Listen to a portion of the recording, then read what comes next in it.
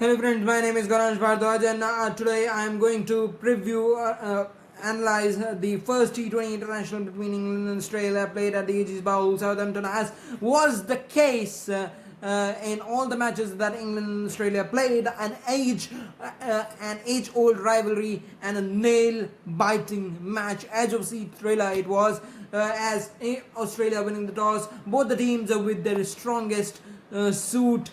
England, particularly with Josh Buttler and Johnny Bairstow opening. Tom Banton also got a chance along with David Malan for their impressive shows in the Pakistani T20 that were played before. And then there was a bit of the Owen Morgan at the end, and Jofra Archer, Mark Wood, Tom Curran, Chris Jordan. So an experienced quartet of pace bowlers along with Adil Rashid and Moeen Ali as the spinners.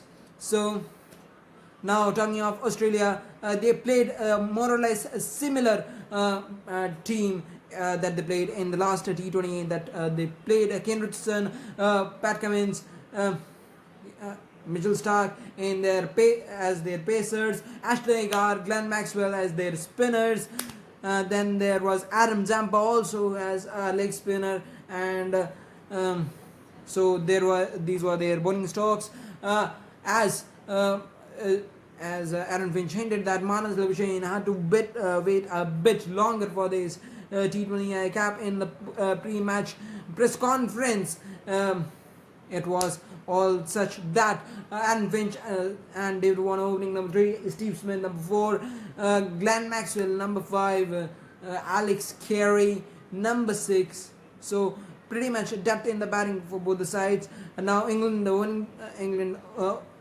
batting first, and they got off to a flyer courtesy of Josh Buttler, as Johnny Bairstow didn't have the refreshment or enjoyment of crease for more over the other power play, but when he did, he got one edge of the bat, and it flew to slip corner as he was out. But till then, in the 4 overs, England scored read 43 for 1, and from there on, the middle order crumbled as regular intervals. Josh Buttler got out for 44 of 29, and after a steady start from the openers, they couldn't capitalize on it and got the score to 162 for 7 wickets at regular intervals.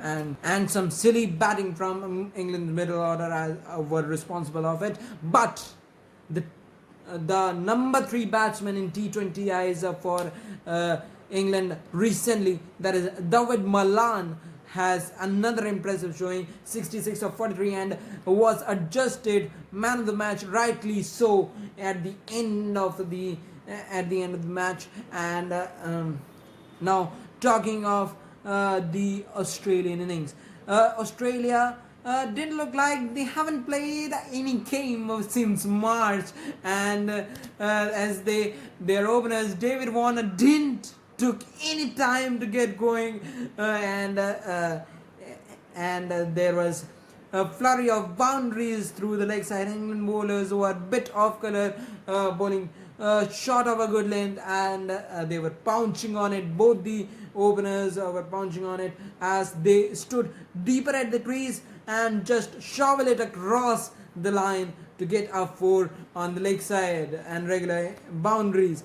As England match was slipping away from England, there was a wicket of Aaron Finch that was badly needed, and the score was reading 98 for 1.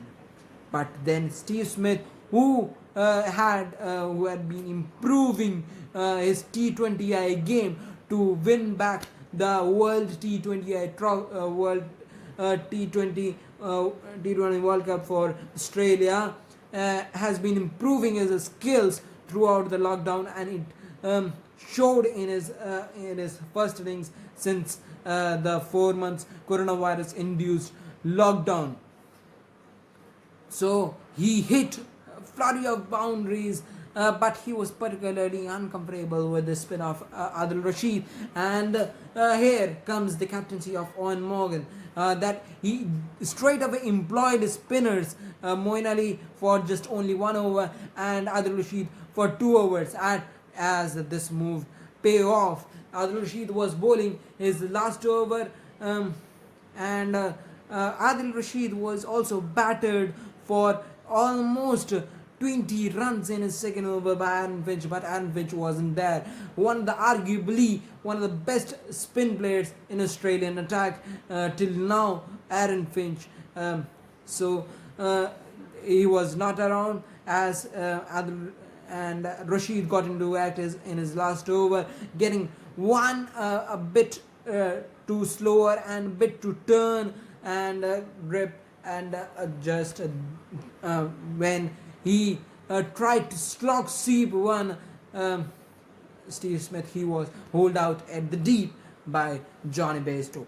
And then came Glenn Maxwell, and then came his wicket, as he was going to be aggressive, but there was no need to going aggressive, as the run rate was just 7 or below 7 there. So there was no need to go aggressive, and he played one shot too many to extra cover Morgan, and then Maxwell was also gone. But then, sensing another opportunity, England captain, credit goes to their bowlers and bowler management of England captain, employed the pacers Jofra Archer and Mark Wood in tandem, as with their pace they got the wicket of England Australia middle order, as soon from 127 for 3 the equation reduced to 148 for 6 and 15 of the last over. So Tom Curran was bowling the last over, held his nerve with 5 runs needing of 1 balls and 7 of 2. He bowled 2 Yorkers, 2 full balls to not and Marcus Stoinis didn't get under it to hit it for a 6 or a boundary, and Australia losing a match that was pretty there for them to win. Now, talking of IPL, Harbhajan Singh, a CSK veteran spinner, 40-year-old, has pulled out of the IPL owing to personal reasons, and there was much to look and now CSK found themselves in a bit of trouble. CSK were allowed their training on Friday, September 4, with Ruturaj Gaikwad and Deepak Char, the 2 COVID-19 diagnosed patient, to be tested after their 14-day quarantine period will get over. So that's the big news that's coming from CSK. A big blow for CSK ahead of the IPL 2020, considering that Suresh Raina will also not play in this IPL owing to personal reasons. However, he has hinted that he could return back to the CSK camp if the family situations get normalized.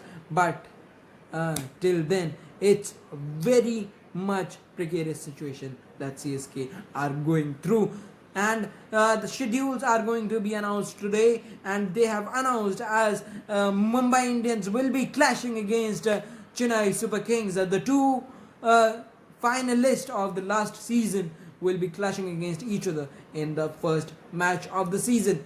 So till now, a schedule I will discuss in my later videos.